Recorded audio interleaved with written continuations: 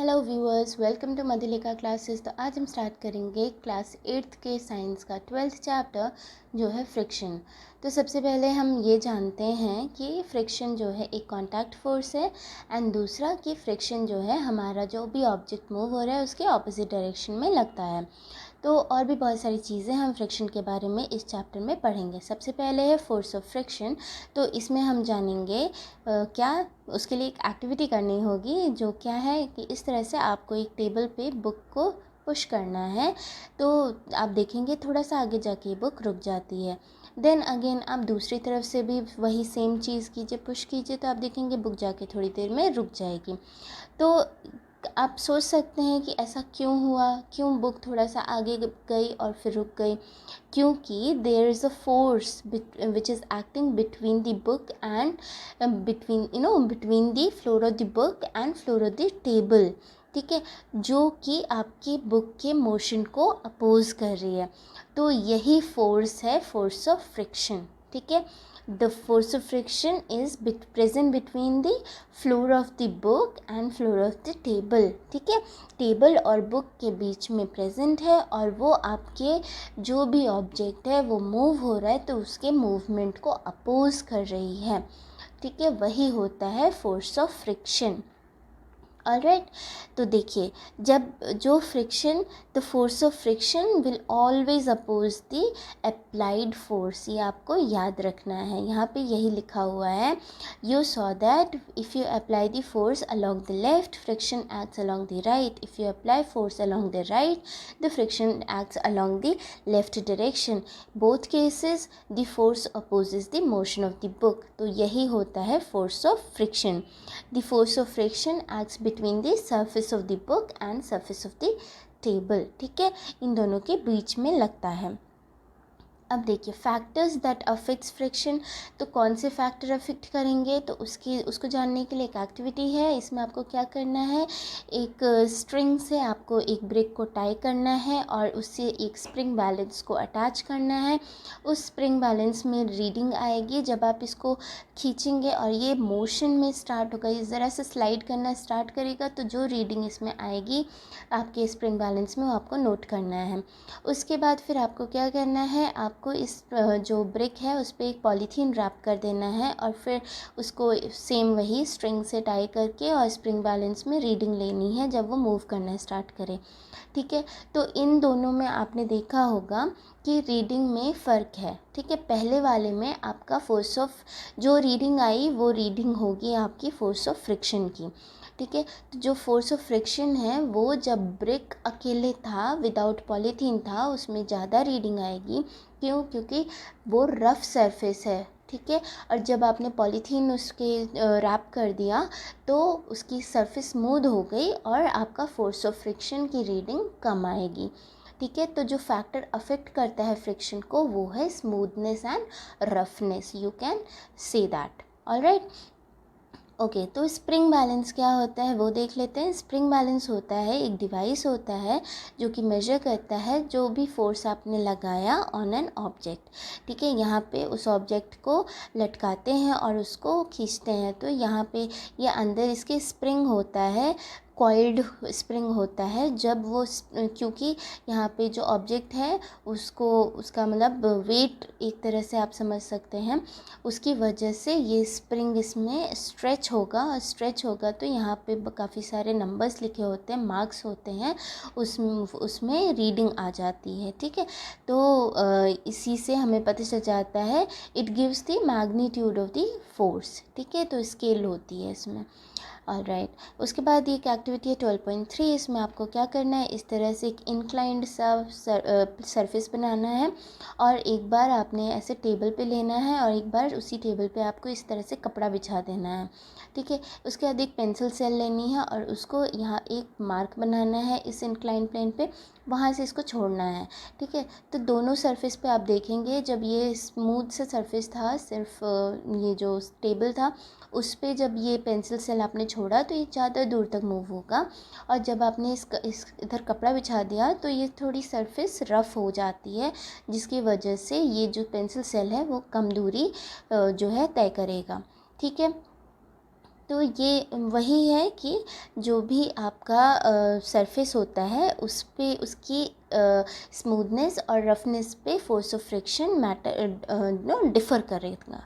ठीक है, तो देखिए यहाँ पे दिया हुआ है friction is caused by irregularities on two surfaces in contact.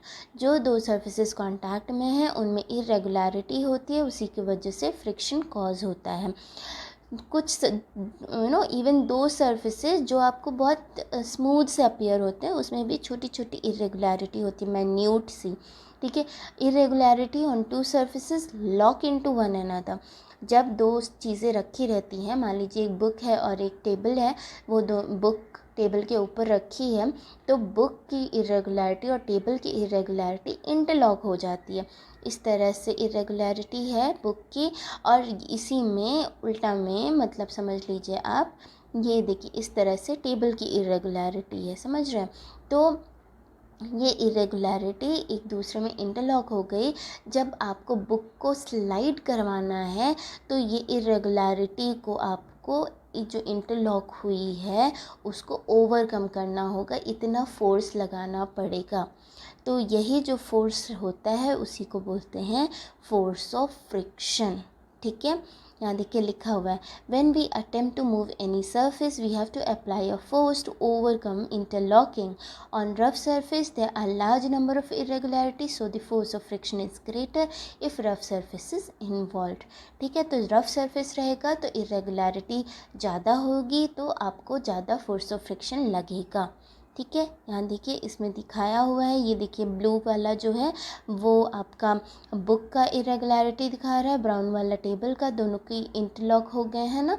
तो जब आपको बुक को स्लाइड कराना है तो इस इंटरलॉक को ओवरकम करना होगा। ठीक है, यही होता है फ्रिक्शन।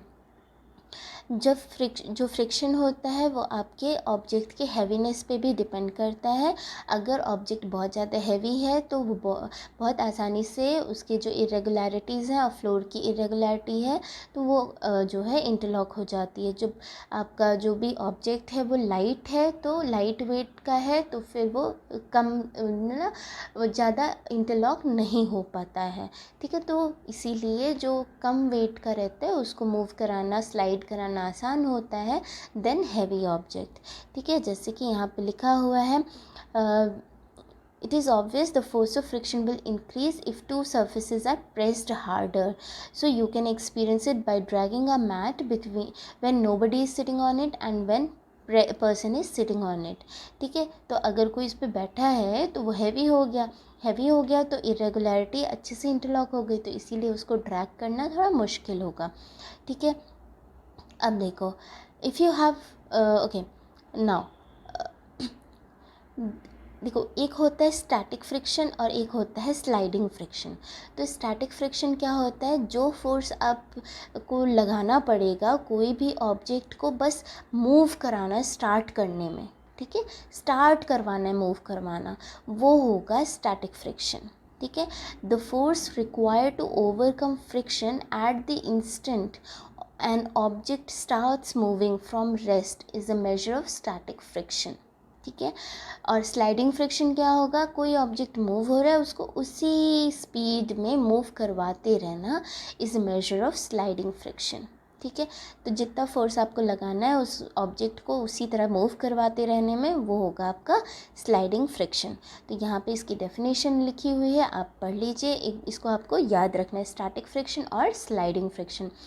तो देखो, जब भी कोई चीज़ को आपको रेस्ट से मूव कराना होता है तो थोड़ा ज़्यादा फोर्स अप्लाई करना पड़ता है, इसीलिए जो स्टैटिक फ्रिक्शन है वो ज़्यादा होता है और जो स्लाइडिंग फ्रिक्शन होता है वो स्टैटिक फ्रिक्शन से थोड़ा कम होता है। कोई चीज़ अगर मूव कर रही है उसको आप ज़रा से पुश कर देंगे ना तो वो उसी तरह मूव करने लगेगी। ठीक है, बट अगर कोई चीज़ रेस्ट पे है तो उसको थोड़ा मूव कराने में टाइम मतलब थोड़ा ज़्यादा फोर्स लगाना पड़ता है। ठीक है, जो वही यहाँ पे लिखा है, when the box starts sliding, the contact point on its surface do not get enough time to lock into the contact points on the floor.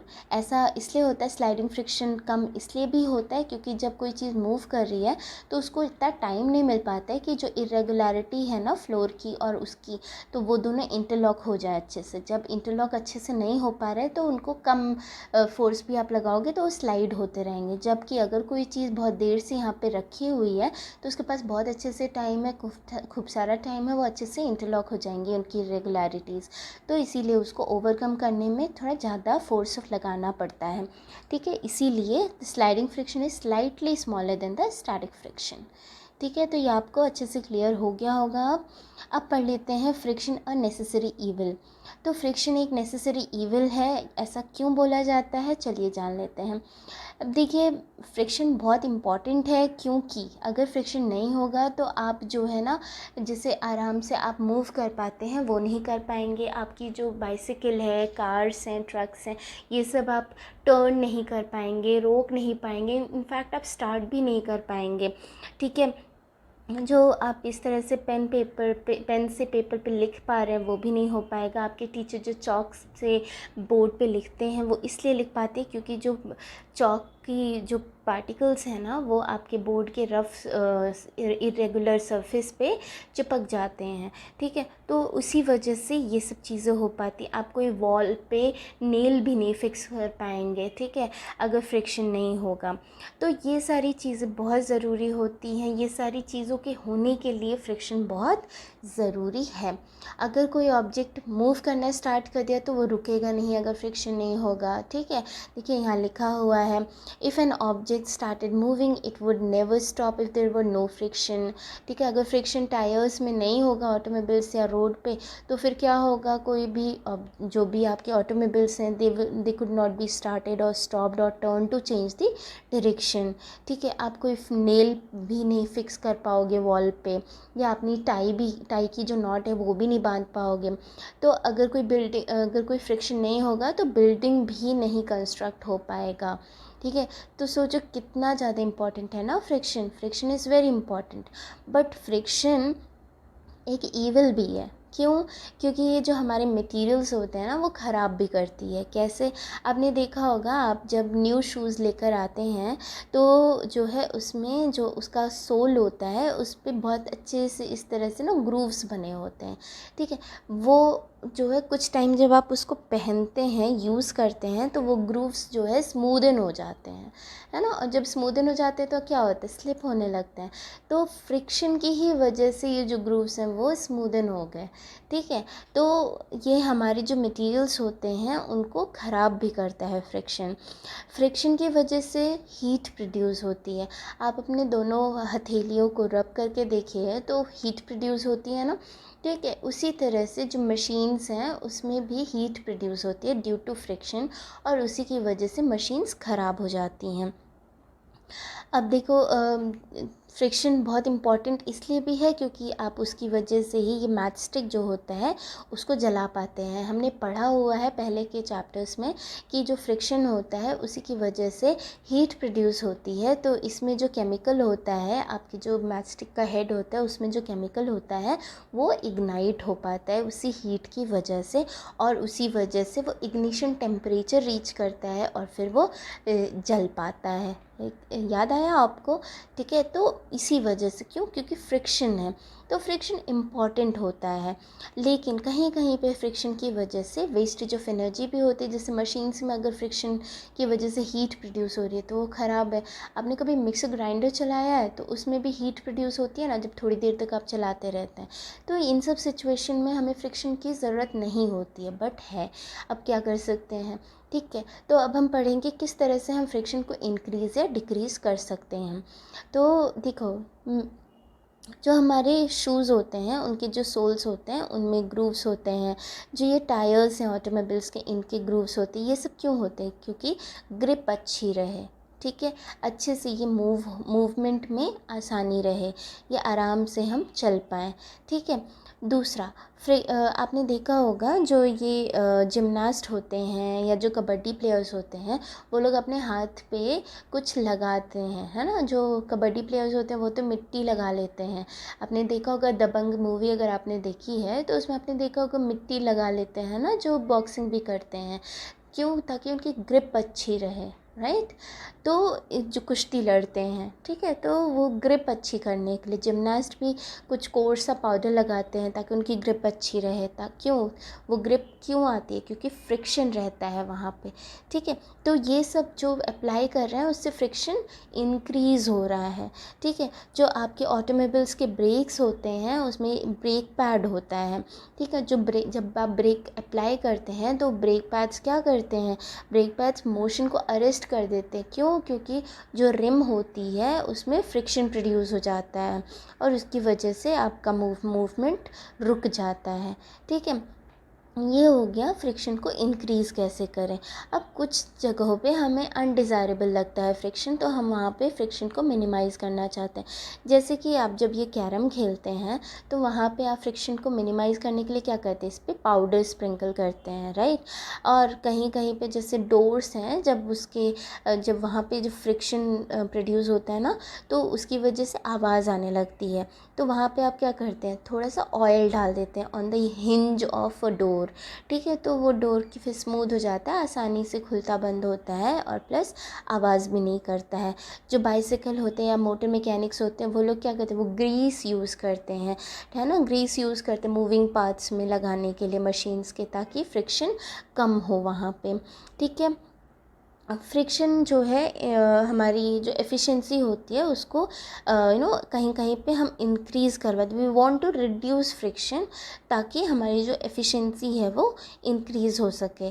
तो ऑयल, ग्रीस या ग्रेफाइट जो है अप्लाई किया जाता है moving parts of a machine में, ताकि वहाँ पे फ्रिक्शन रिड्यूस कर सके और मशीन्स की एफिशिएंसी इंक्रीज़ कर सकें, ठीक है। A thin layer is formed between the moving surface and which do not directly रब अगेंस्ट ईच अदर। जैसे कि यहाँ पे आप देख रहे हैं, ये मान लीजिए ये आपका सरफेस 1 है, ये सरफेस 2 है।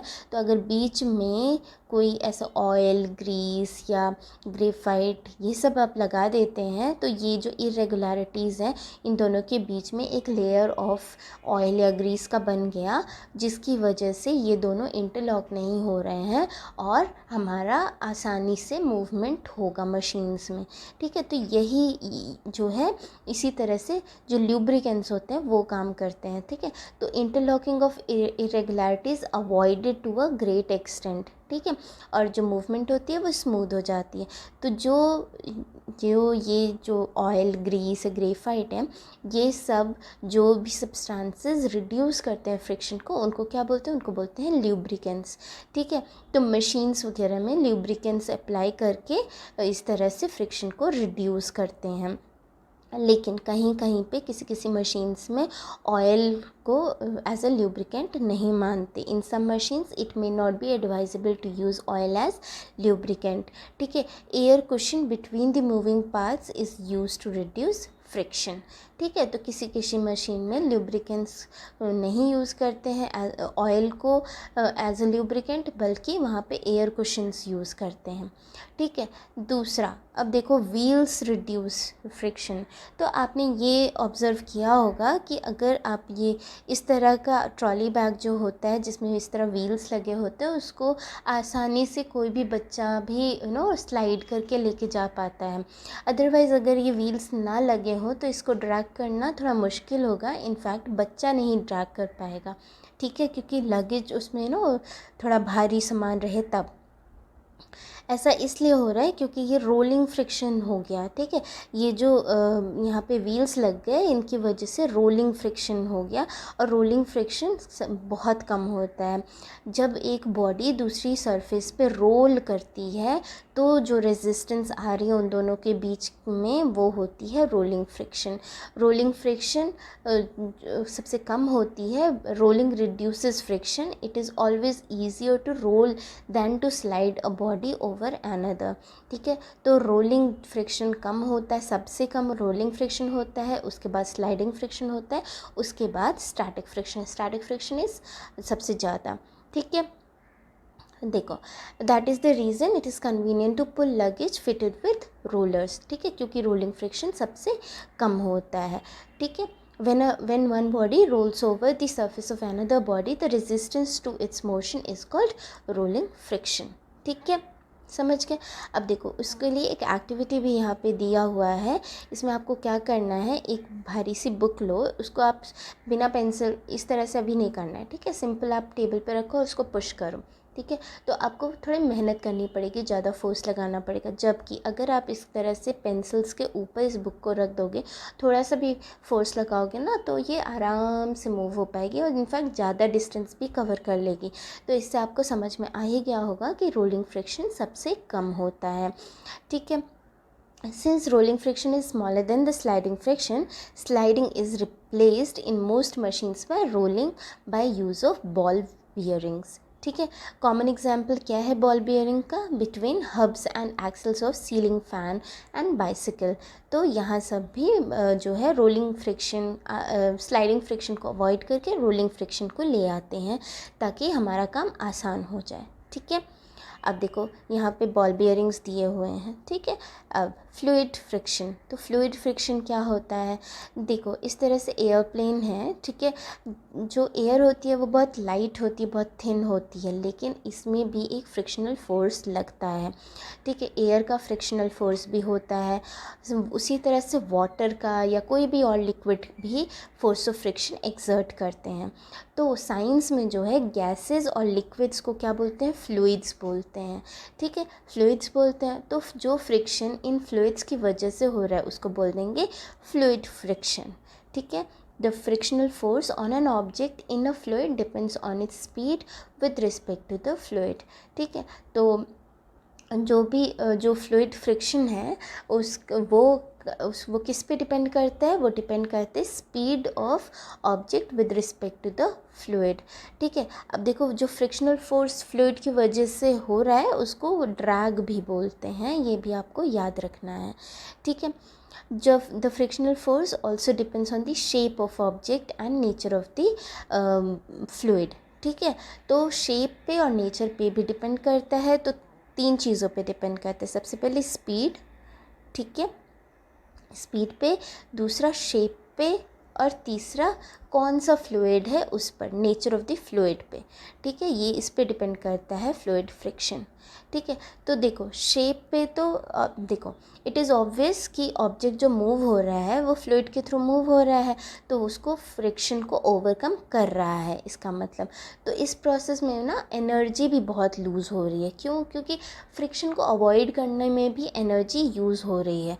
तो efforts are therefore to minimise the friction. तो फ्रिक्शन को मिनिमाइज़ करने के लिए आप देख रहे हैं इस तरह से शेप्स देते हैं, क्यों, क्योंकि fluid friction depends on shape of the object also. तो देख रहे हो बर्ड की शेप और ये एयरप्लेन की शेप, ये दोनों आपको एक तरह का लग रहा होगा ना, स्ट्रीमलाइंड बॉडी, ठीक है, स्ट्रीमलाइंड बॉडी है ना। तो इसकी वजह से ये शेप दिया जाता है, ये शेप हम लोग नेचर से ही पता कर रहे हैं। ये बर्ड्स हैं, इसी तरह फिश वगैरह का भी देखते हैं तो वो स्ट्रीमलाइंड बॉडी होती है उनकी भी। इसी तरह से बोट्स और शिप्स वगैरह को भी बनाया जाता है इसी शेप में, सो दैट फ्रिक्शन को मिनिमाइज़ किया जा सके, ठीक है। Their bodies must have evolve to shape which would make them lose less energy in overcoming friction. तो ये हमें नेचर से ही पता चल जा रहा है, ठीक है। ऐसा ये आपने क्लास 6th में भी पढ़ा हुआ था कि जो ये शेप्स होती हैं ये इनको हेल्प करती हैं इन मूवमेंट, ठीक है, इन एयर में, बर्ड्स को एयर में मूव करने में, और फिशेस को जो है वाटर में मूवमेंट के लिए ईजी होता है बिकॉज ऑफ स्ट्रीमलाइंड बॉडी, ठीक है। तो इन सब शेप्स की वजह से, तो ये जो शेप्स होते हैं ये हम नेचर से ही हमें पता चलता है, हम नेचर को ऑब्ज़र्व करें तो हमारी बहुत सारी प्रॉब्लम्स सॉल्व हो जाती हैं, ठीक है। तो इसी तरह से जो व्हीकल्स हैं वो भी इसी शेप में डिज़ाइन किए जाते हैं, so that to reduce fluid friction, ठीक है, तो इस तरह से हो गया ये चैप्टर फिनिश। और ये कीवर्ड्स भी हमने देख लिए हैं। बॉल बेयरिंग्स, ड्रैग क्या होता है अभी मैंने आपको बताया, fluid friction, friction, interlocking, lubricant, rolling, sliding, static friction.